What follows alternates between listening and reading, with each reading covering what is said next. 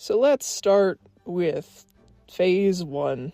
I went to the doctor. There was a whole song and dance about, let's rule out the, blood or nutrient deficiencies, do some blood tests, or just to make sure it's not this, even though I told my doctor, hey, all of this runs in my family, and I've had these symptoms for about, I don't know how long it was at the time, let's just say a year.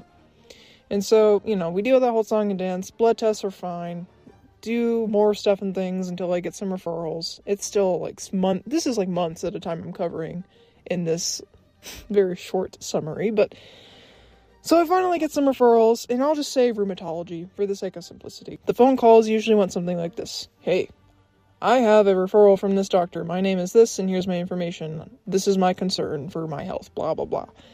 Each time they'd say, so we don't treat that condition.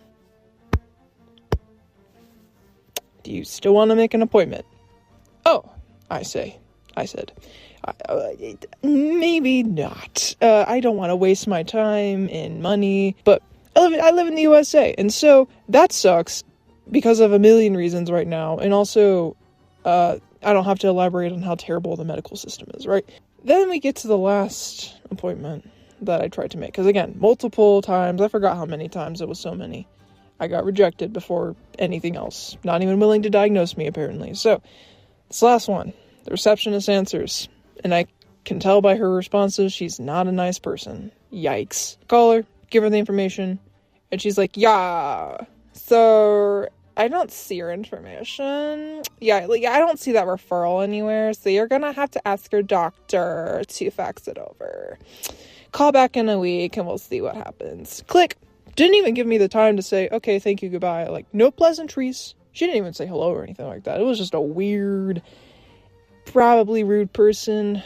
Maybe they're having a bad day. Doesn't warrant that behavior, but whatever. So I call back in a week, even though I got that fax back within the hour.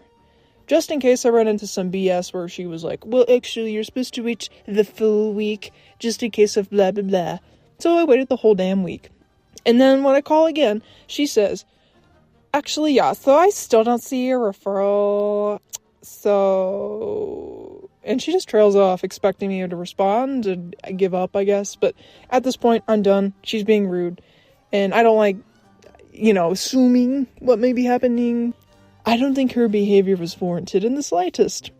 So, I respond with, ma'am, I've tried, I got the fax back, and quite frankly, I need to just try to have this appointment done. So please, can you just check again? I don't mean to be rude, blah, blah, blah, blah, blah, that whole song and dance, right? So she audibly groans like this.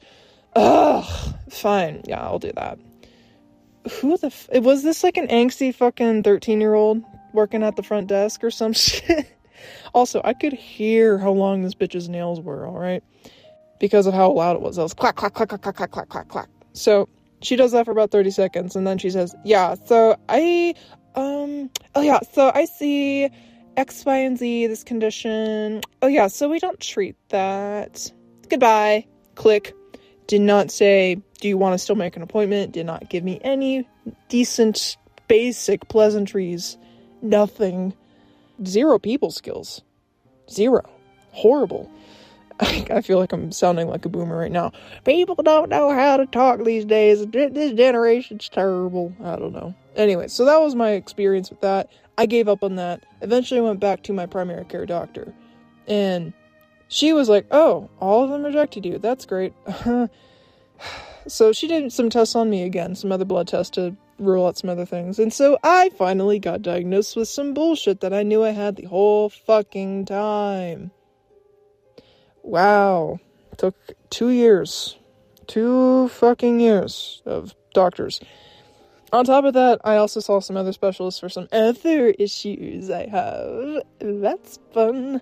So, yeah, these past 2 years have been kind of depressing, I'm not gonna lie. And it's been very stressful, too. And, I don't make a lot of money. I can barely afford any of my bills at all, actually.